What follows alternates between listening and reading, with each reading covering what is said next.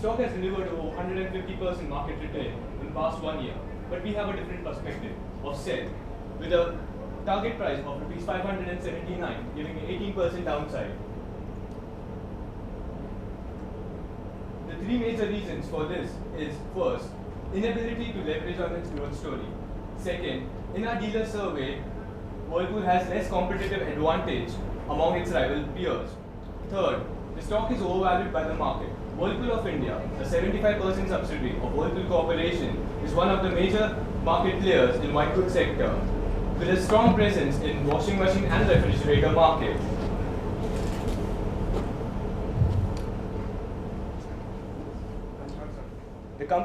The company's main objective is to become market leader by 2017. Its good corporate governance is due to its independent board practicing high ethical standard in governance. Now, my colleagues will tell you why this is not a winning stock. Now I'll start with the industry analysis. The Indian white goods industry in the recent past has seen a very weak demand due to the unavailability of electricity in India. So the major portion of the revenue in Indian industry comes 65% comes from the urban India.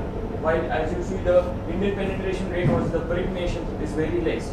The major components of the raw materials are being imported from China and Korea. While the recent downfall in the commodity prices has brought benefit for the industry, but the rupee depreciation has negated the benefit of the falling prices. And even there is a swift shift in the consumer preference towards high-ended products, majorly seen in room AC from 7% to 90% in split. Now moving on to the demand drivers. The major demand driver is the personal disposable income, low CPI and easy availability of consumer good financing will help in generating demand. The market expects the recent payout in the 7-pay commission to be a major booster in generating demand as it did it previously in the 6-pay commission, while the team believes that there will be an inclination towards savings rather than consumption as the real interest rate falling, turning positive and low inflation at current levels. Implementation of GST will reduce logistics costs, and the government India's initiative of electrifying the 1.2 lakh villages which are unelectrified at present, which will help in increasing the rural demand. So to conclude, these demand drivers will help in benefiting the industry in long run, but in short run, we do not see any changes. With the growth in the market size due to increase in the penetration, the industry has grown at a level of 14% of CAGR. But at the same time, Whirlpool has significantly lost its market share.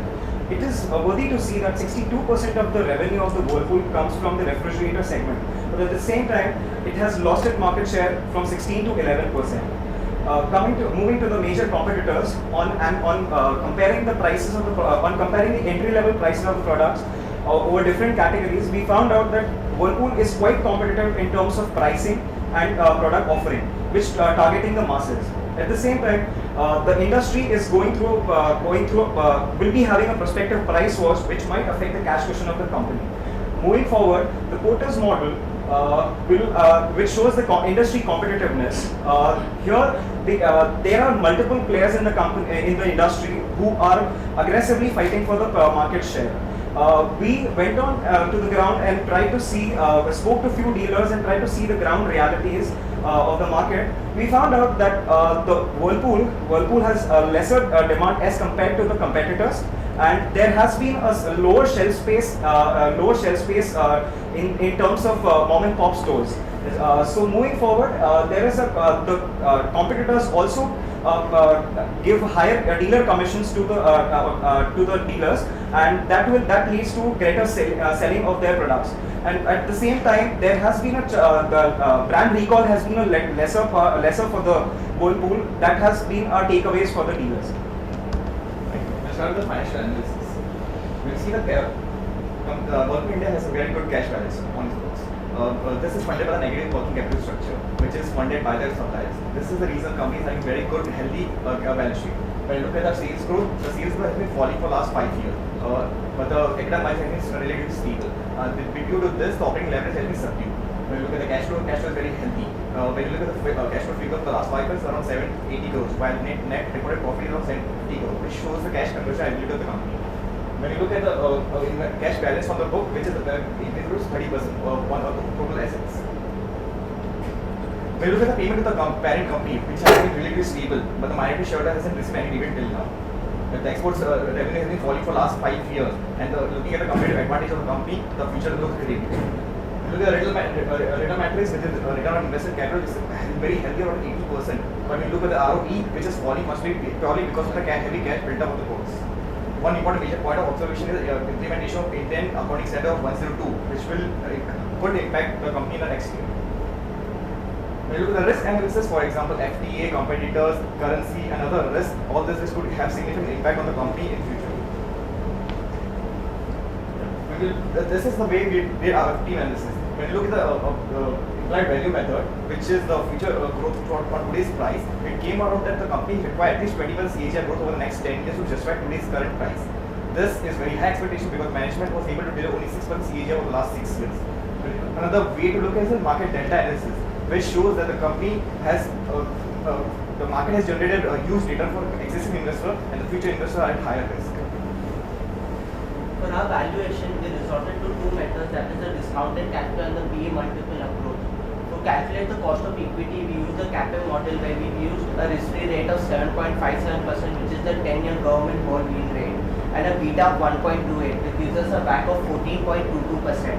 We used a two-stage DCF model where we first forecasted the 10 years free cash flow to the firm, and the terminal value was calculated at 3% terminal growth rate, which gave us an approximate price of Rs 600 as on October 2016.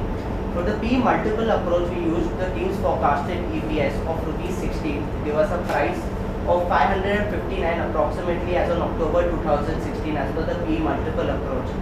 Again, then we assigned a 50% weighted to both the methods to give us a weighted average target price of Rs 579, which is an 18% downside to the current price as of 16th October at 685. We also conducted a sensitivity analysis on our valuations. For the DCF, we checked the price target sensitivity to the WACC and the expected EBIT CAGR, which shows that in 84% of the situations, it remains a sell recommendation. For a P multiple, we checked the price target sensitivity to the P multiple and the EPS, which shows that in all situations, this still remains a sell recommendation. This analysis further adds to our conviction in the sell recommendation. To conclude, yes, Whirlpool is a great company, but its growth story has changed. The market has overpriced its stock. With the management's profit focus rather than a market share focus could lead its inability to leverage upon the growth prospects that this industry has to offer. And with fierce competition coming from competitors like LG and Samsung with their aggressive marketing and selling strategies, the strong fundamentals of Whirlpool can be offsetted. So to now say that Whirlpool is very expensive at current valuation, and no matter how good the company is, and the market has been overreacting to this stock. So this is a perfect opportunity to sell. With intensifying competition, low brand recall, slow growth prospects, we ground our price target at Rs 579 with a solid sell recommendation. Thank you.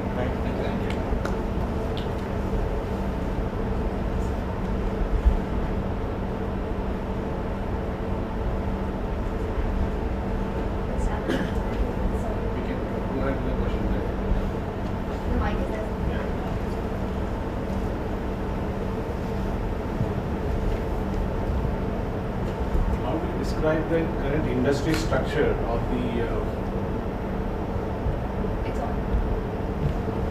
how do you describe the current industry structure? Does it provide a good growth opportunities over the long term? Why this probably the stock is trading at a high PE multiple. There's something which is probably what is it that is if some investors are buying, what is it that potentially could happen? What if it happens, let's say your recommendation will change? So our recommendation could more change because another thing what we feel is LG and Samsung, which are the major players in the market, are not listed. So if any investor who's looking at this booming industry has the best player in the market, then turns out to be Whirlpool. So if you look at IFB or Videocon, these players are not much into the white goods sector as maybe a Whirlpool is. So if there is, and you know that the Indian market is heavily underpenetrated with Korean players looking towards India as their next big market because of its low underpenetration. So with a lot of positivity in this industry, I feel that is why this stock is getting the much needed attention that it is getting right now from the investors. Did you look at what all products are there in the parent Whirlpool? I mean, are there any potential new launches that could happen wherein the growth driver can come in a big way? So there's already one brand, the Kitchen 8, which is already launched in India, and there's A little louder, please. there's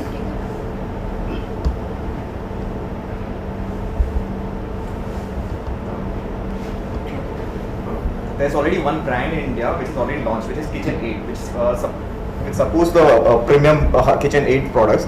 This is one brand which they can focus, which they are actually focusing. Another is the water purifier, which is Pura Fresh, which they are actually looking to launch and promote more in India. So these are the two major things. Apart from that, Whirlpool Corp is having various products such as for garage. They have for other appliances which are like segregated by different classes. For example, premium, mid classes, other classes. Whirlpool is a single brand in India which can work in India, not the other brands till now. So there are not many products which could be launched in India which could offer a new growth driver. No, they can't because it's completely segmented in different way.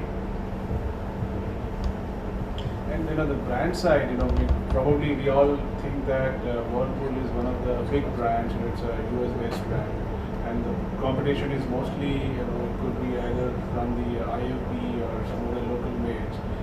And why do you think that brand perception is not very good? I mean, you spoke to the dealers and also the competing dealers. Who all you spoke to?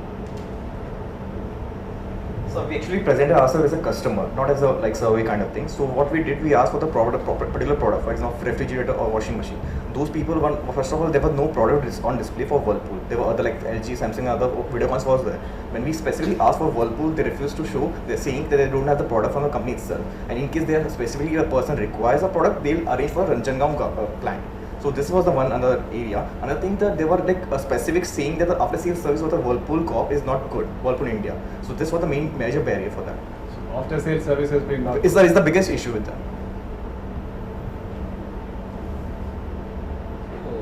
Can you tell me the components of return on net worth here and which particular component has a bearing on having a higher return on net worth? Because return on net worth is somewhere has oscillated between 18 to 24%. So what are the components? Have you studied DuPont? Yes, we have. Yeah, okay. So which component of DuPont do you think adds value here? So the biggest value will be the fixed asset turn. This is going to be the biggest. What is the net margin, average net margin? Average net profit margin? It's around Ballpark. so around 7%. Over the last 5 years. How much is the asset turnover? So it's around 8 or something. That will make it what? So 7, this- 8 are 56% return on Something, yeah, investment. something, yes, sir. You think it is?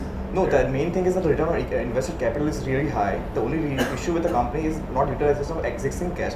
If you look at the September quarter result, it's around 670 crore, which is improved from 530 crore. So the company is going for inorganic growth. I don't know how the team analysis couldn't understand where the company is going to invest that money. On the con call, they were specific saying that they're going to go for inorganic growth. There's no company in India which they can take over. Now, having studied this company for the past several years of financials, 2008 was the inflection point.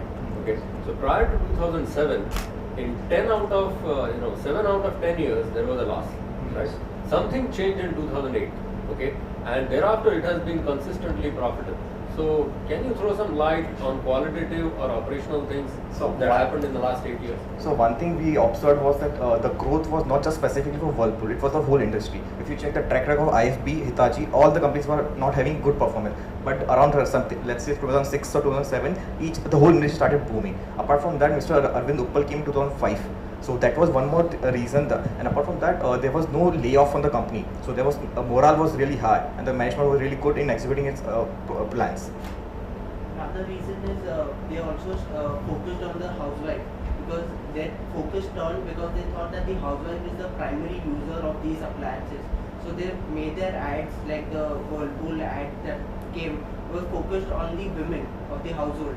So that generated a lot of demand for Whirlpool, because their advertising campaign focused more on the ultimate user, the Indian household. So that was a qualitative change that we had. So, as far as the valuation are concerned, you have have assumed that the forward P multiple at 33 is something like that. So why have you arrived at that particular figure? So if we look at the current PE at which it is trading, it is around 30s only. And if we check with with Bloomberg that we were provided, so the analyst best estimate also comes around at 33. So we thought to take the best estimates which are coming from the market at 33 to check our current value to arrive at the PE multiple value. Suppose you were to ignore, this relative stuff, okay, and look at absolute, then what do you think should be the PE ratio of this company? Any kind of solid argument that you can put forth that you will say, okay, I think maybe X number is justified and not this 34. So we think it's around 20 to 25 is the range which we are thinking is good. The company is really good. The product is really good. The only thing is management is not able to utilize this cash. When you look at the end result on the portfolio level, the return on equity is too low. It's purely because of the reason of cash on balance. We don't know how the company is going to use the cash. If it's able to use the cash in a proper way, in an efficient way, it's really good. But we can't get the data from the last 5 to 6 years. The companies keep on sitting on cash and we don't know what to do with that cash. What has been the average capex for the last 4 years? So it's around 90 crore something. But in that case, It's including depreciation. How do they justify 535 crore of cash? So during the con call, they were specifically saying they won't give dividend because that's not a policy of Whirlpool Corp. And the only apart from this is having capex. But when you look at the operating leverage, the capital utilization is around 50 to 60%. Still, they have a lot of room to increase their production. Apart, even if you take out the capex part, which is inorganic growth, we are not able to find any company which they can take over. So there's like a huge dilemma with the cash on books. What's wrong in if the company has excess cash, generating good amount of cash flows from its business, So in the and it does not require much of a capital, as one of you presented that it is working capital negative. So what's wrong in if it generates excess cash and sits in the balance sheet? So in the end, the investors part is what the company generates cash. Whatever the market return is, it's like subjective. It can fall tomorrow itself. So the real return is what the company generates. The company is generating good returns, but what's the use of having good return if all the money is sitting in treasury? Either the yield is getting around 3.5%, the inflation around 6 to 7.5%. So in the end, the value is getting eroded. Either give the cash to shareholders or utilize in a much efficient manner. These are the only two ways. Market returns are completely subjective. Today is around 8,600, tomorrow it can be 500. In that, cash has to be properly utilized. Second, on the valuation part, coming back to that. So what is the terminal value calculation you did? So we did around 820 PE, which is 5% for the industry, comes to around 24,000 crore EV in 2025. We are taking a risk-free asset or AAA. So again, the question is actually why you are taking 20? So we did a synthesis analysis. The whole range was of 17 to 20 PE. On a normal basis, we just took 20. So thinking if the country is under-penetrated, and even if you look at 2025, there will be market opportunity to grow. So we are taking just 5% industry growth after 2025. So this is the conservative part we are taking. We don't know how much the market is going to value in 2025. It could value 10, but it could value for 50 or 60. But on a conservative side, we took a 20 PE.